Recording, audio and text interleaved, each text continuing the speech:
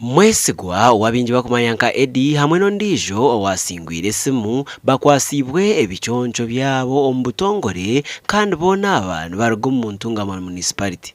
Itwaba Kazire turaganisa tuyikiriza. Ihanga lyona turyetorire tukigenda tugabeberabo.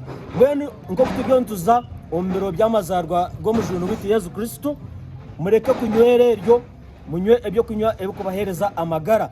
Echo kunywa cya Kazire wano okinywa necho kunywa echo noba wite binyonyi bishatu no kore sibarero noba notambiriho okinjire ndwara nyamwinji kandi ekinde cyo mutano garuka oyihangura ebirabo nyamwinji kandi nkeje shaha mwena mu ry'abajurizi Mwesigwa Edward ariko yakira esimu ariko yakira epiki ekina Kozire kunarebira kaza promotion yatandika TV naruga nazo muduka nagumaningura Kazire power tonic nagumani njinywa kuna bere njinywa nyamwaka popora kasangura sindika ali 8 mirondena kuna bendiawo ne bantere kasimu banyira ati nahangura ndumuhanguzi wa Kazire mu first draw ya Kazire promotion bantera kasimu bajya munahangura piki bajaji boxa.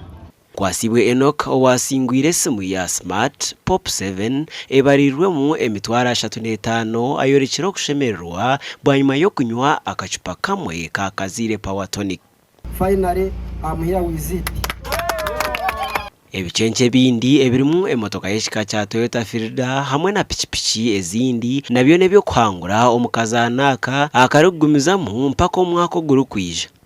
Oija kuba no yihaho ka lebo akarya akacupa kakubaka kwa serechupa okiyompora mpora no gwegendesereza oija kushanga muka scratch card okihemu ukatakure ningashi okaharagate oija kuba no shanga ho code ejo oija kuba no zo musimu yawe nkaburijo ngo kosindika messages ohandike Kazire osige hakanya utasiye mu code yo amara kutakura osindike R8888. Ebi abakazire products nibabikora nko kugaruza abantu abatwire nibanywe byo kunywa byabo okumara emyaka 15 ombuhereza. Akacupa ka 12 mu maduka ayagala katoni yagumukanana. Ndamaye ko tumwakire abwa TV West omuri Ntungamo.